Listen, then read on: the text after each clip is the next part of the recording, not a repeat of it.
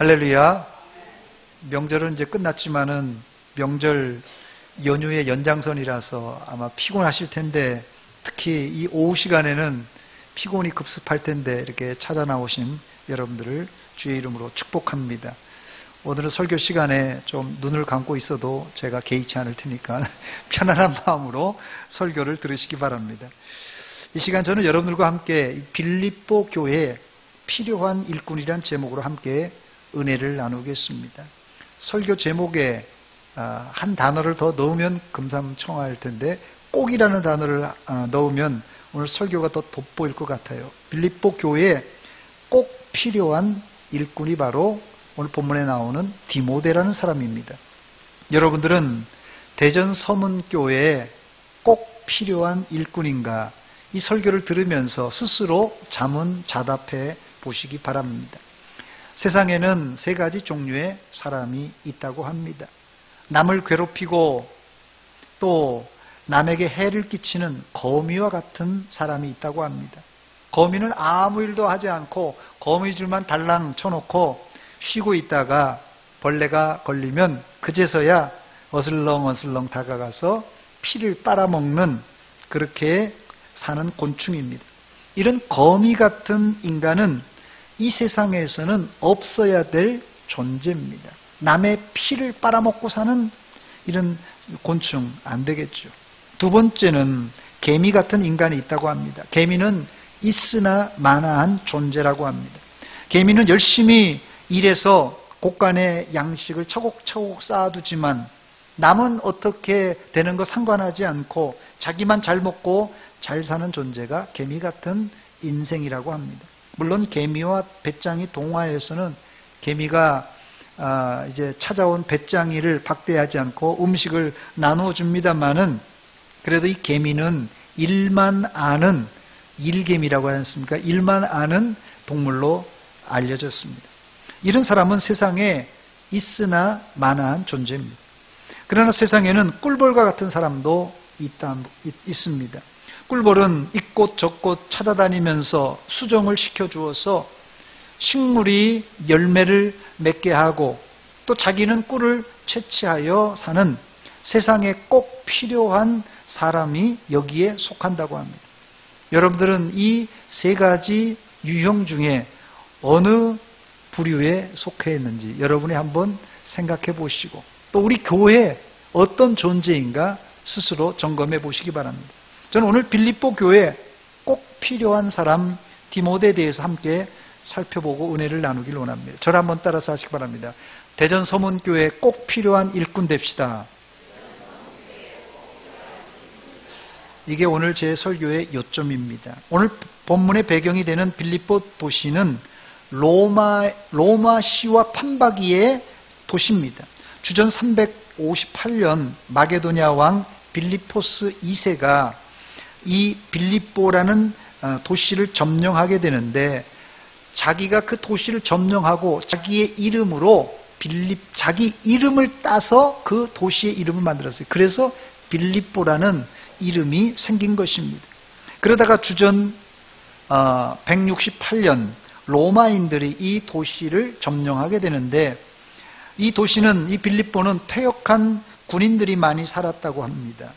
그래서 이 빌립보는 로마가 가지고 있었던 자치권, 면세권, 절대 사유권 등의 혜택을 누렸던 이 로마시와 거의 직할시 같은 역할을 했다고 합니다. 그래서 상당히 부유하고 풍요로운 도시가 빌립보라는 도시입니다. 또한 빌립보는 마게도냐의 수도일 뿐 아니라 교통과 무역의 중요한 도시였기 때문에 바울 사도가 제2차 전도 여행을 이제 유럽으로 처음 건너와서 이 초입에 있기 때문에 빌립보라는 도시를 지나쳐 갈 수가 없어서 그 도시를 방문하게 됩니다. 그래서 주전 52년경 바울 사도는 이곳에 유럽 최초의 교회, 지금 말씀드린 이 빌립보 교회가 개척되게 됩니다. 사도행전 16장 14, 15절에 보니까 두아디라시에 있는 자색 옷감 장수로서 하나님을 섬기는 루디아라 하는 한 여자가 말을 듣고 있을 때 바울 사도의 말을 듭니다.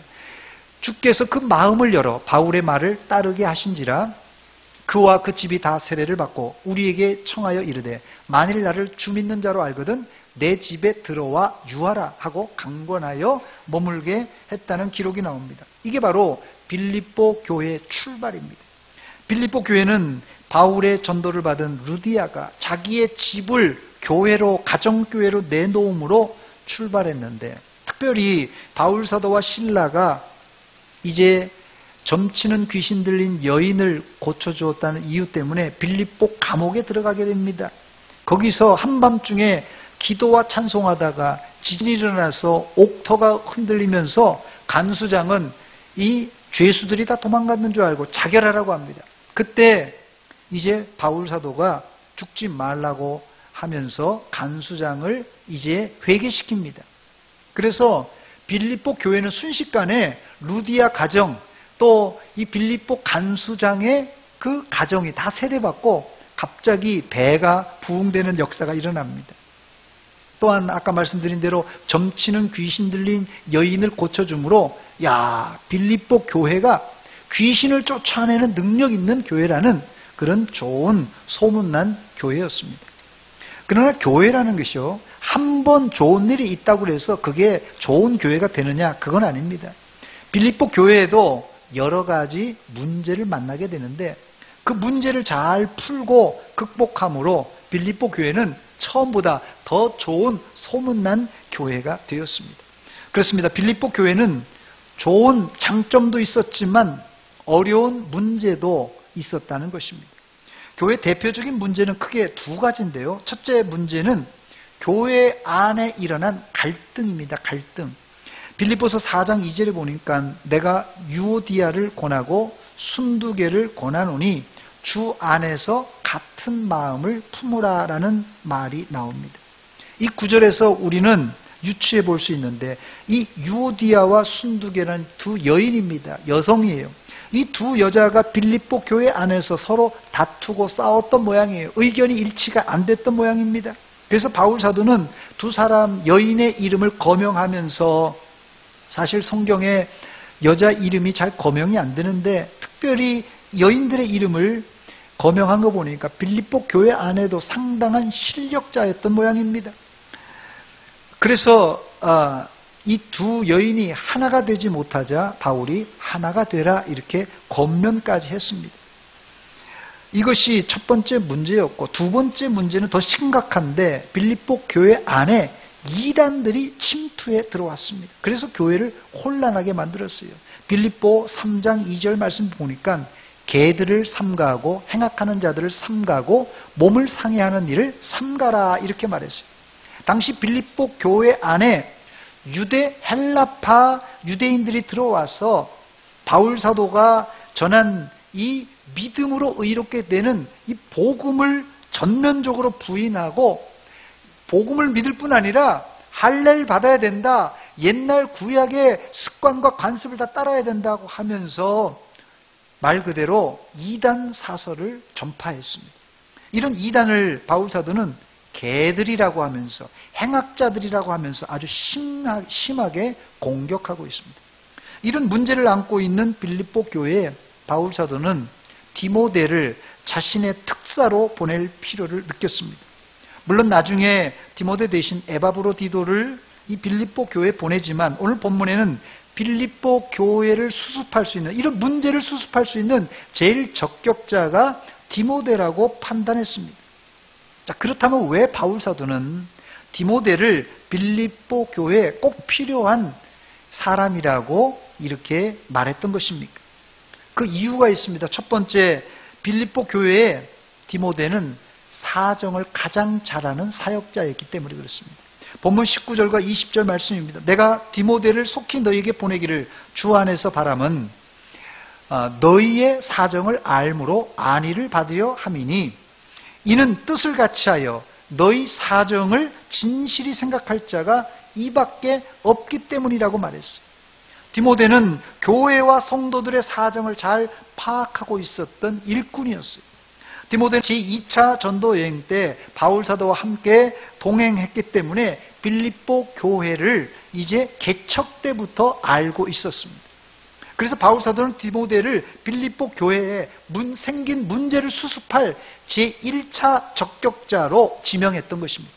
그래서 20절에 너희 사정을 진실히 아는 자가 이밖에 없다고 할 정도로 디모데를 칭찬합니다. 우리 교회는 오늘 공동의회를 시작해서 3주간에 걸쳐 장로, 집사, 권사를 선출하려고 합니다. 지난번에 제가 강조했듯이 교회 일꾼은 이 세상의 일꾼과는 다릅니다. 일도 중요하지만 교회 일꾼은 성품과 또한 인격, 이 믿음이 더 중요합니다. 그러므로 일꾼은 일하기 전에 먼저 교회의 형편과 이 성도들의 사정을 정확하게 알아야 그래야 일도 잘할 수가 있습니다. 왜냐하면 중직자들의 일은 육신적인 이런 노동보다는 거의 성도들의 필요를 채워주고 아프고 어려운 사람을 돌아보아주고 구제와 신방하는 사역이기 때문에 그렇습니다. 여러분들은 얼마나 교회를 알고 얼마나 성도들의 삶을 잘 알고 있습니까? 제가 우리 조유성 목사님, 원로 목사님에게 종종 듣는 얘기입니다. 만나면 가끔씩 이런 얘기 하시요. 내가 전에 신방을 자주 해서 어느 집에 가면 숟가락 몇 개 있는 조차도 다 알고 있다. 이런 얘기를 종종 하십니다. 저는 뭐 거기에 따라가려면 한참 더 신방해야 되겠습니다만은 오늘 이 시간 우리 중직자들이 한번 생각해 봐야 됩니다. 이게 단순한 무슨 일이라는 것이 아니라 하나님의 교회는 이 형편을 잘 살펴야 돼요. 교인들이 어떻게 살고 있는가, 어떤 어려움이 있고 어떤 힘든 것이 있는가, 이걸 잘 살피고 이렇게 협조해야지 그게 일꾼의 역할을 잘 감당하는 것입니다. 우리 교회 장로님들, 집사님들, 권사님들이 구역을 담당하고 있고 또 교구를 담당하고 있는데 과연 이렇게 구역 식구들을 또 교구 식구들을 속속히 알고 있는가, 우리가 좀 반성해 봐야 될 것입니다.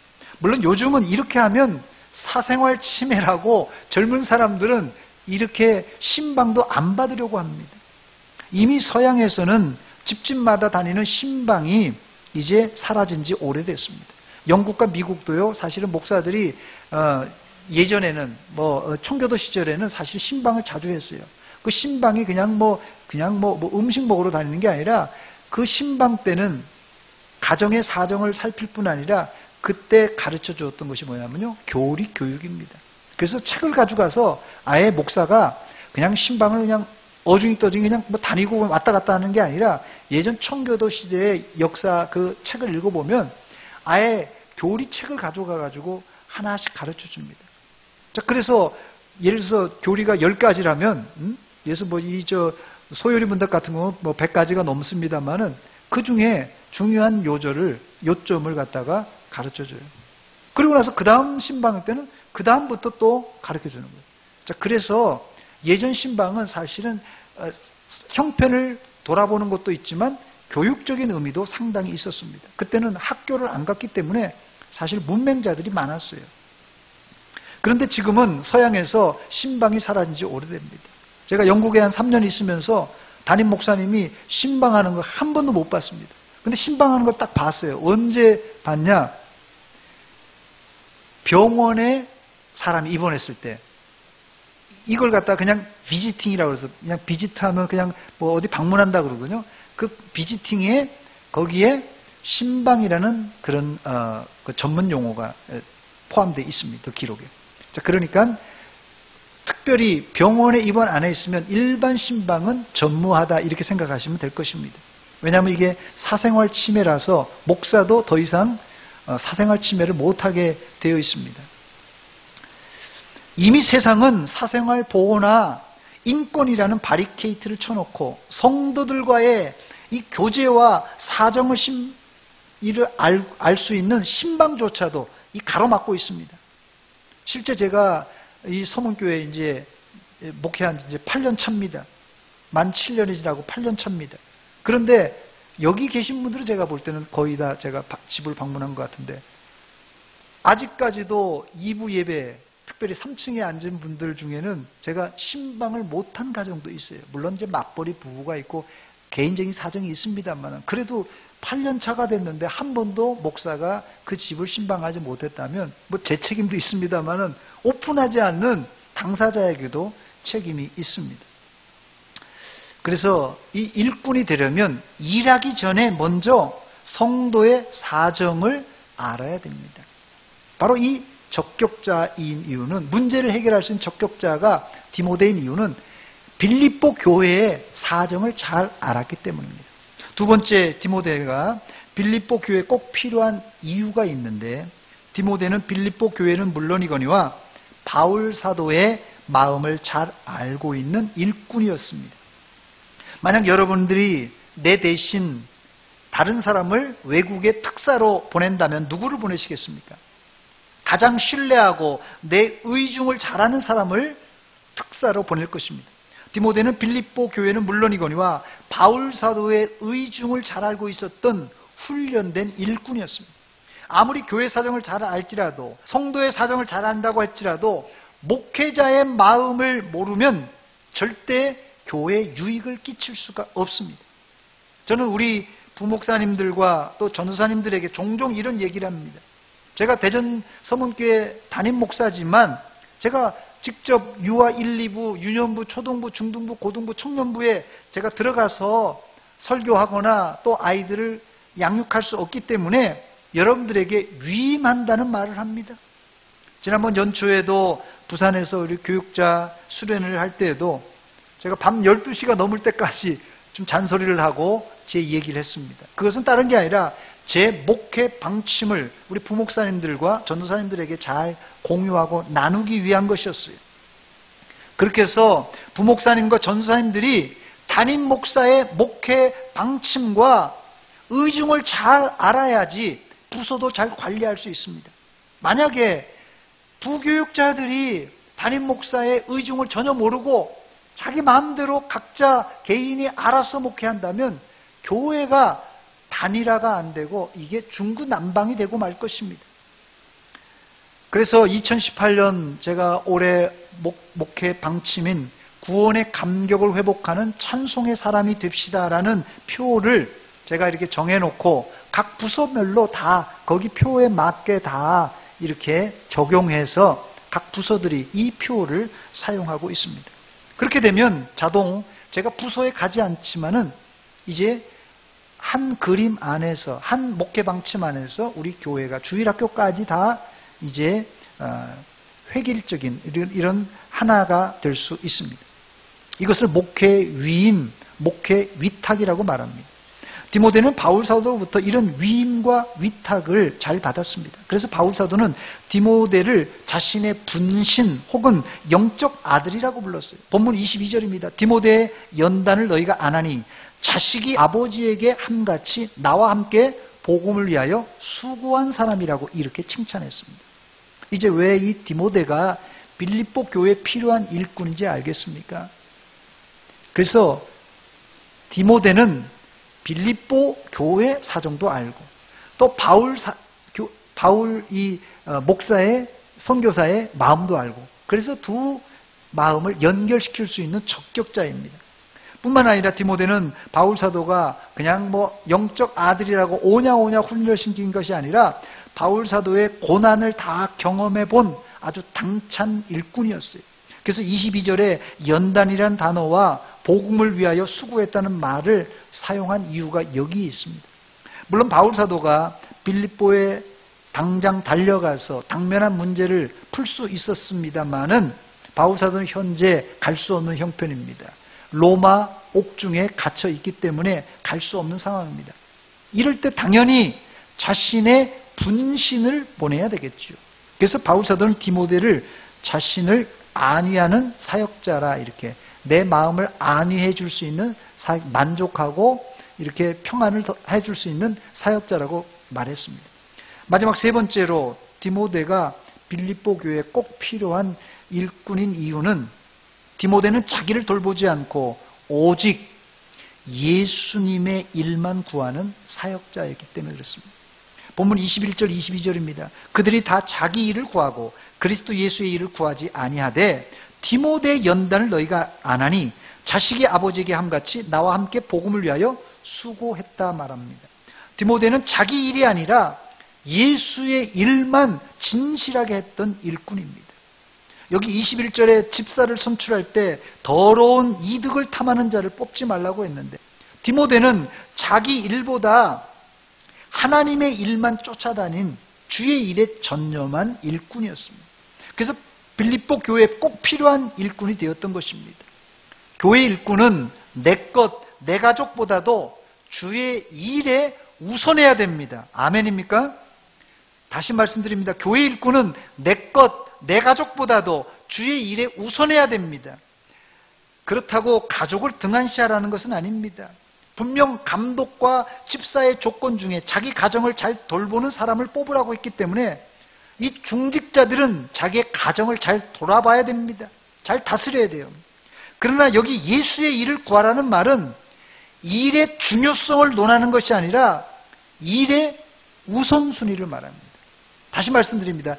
둘 다 똑같이 중요해요. 교회 일도 중요하고 가정 일도 중요해요. 저는 교회 일도 주의 일이고 가정 일도 주의 일이라고 생각이 됩니다. 둘 다 중요합니다. 그러나 우선순위는 언제라고요? 주의 일이 먼저 하라는 것입니다. 이제 말씀을 마칩니다. 빌립보 교회에 꼭 필요한 일꾼 디모데를 바울 사도는 보내려고 합니다. 우리 교회 장로, 집사, 권사를 뽑을 때 우리 교회에 꼭 필요한 일꾼을 뽑아야 됩니다. 세상에는 남의 피를 빨아먹는 거미나 나 혼자만 잘 먹고 잘 살겠다는 개미와 같은 사람이 있는데, 이런 사람이 아니라 우리 교회에서는 성도들을 이롭게 하고 교회의 부흥을 꽃피울 꿀벌과 같은 사람을 뽑아야만 할 것입니다. 이 꿀벌과 같은 사람이 바로 본문에 나와 있는 디모데와 같은 사람인데, 디모데는 이미 믿음의 연단과 훈련을 잘 견뎠고 교회를 안팎으로 잘 파악했을 뿐 아니라 목회자의 마음, 바울 사도의 마음을 잘 이해했던 사람입니다. 우리 교회도 디모데같이 꼭 필요한 벌꿀과 같은 장로, 벌꿀과 같은 집사, 벌꿀과 같은 권사를 선출함으로 어려운 문제가 쌓여 있을지라도 그 문제를 지혜롭게 잘 해결하고 이제 한 단계 더 크게, 더 높게 부흥하는 이 제2의 도약기가 되시기를 주의 이름으로 축원합니다. 축원합니다. 기도합니다. 하나님 아버지, 은혜와 사랑 감사드립니다. 이제 예배 후에 공동의회를 우리가 시작하려고 합니다. 하나님, 이 공동의회를 통하여서 장로, 집사, 권사를 우리가 선출하려고 하는데 우리 교회에 꼭 필요한 일꾼을 선출하여 하나님께 영광이고 또 우리 교회에 큰 기쁨과 큰 부흥을 체험케 하여 주시옵소서. 예수님의 이름으로 기도하옵나이다. 아멘.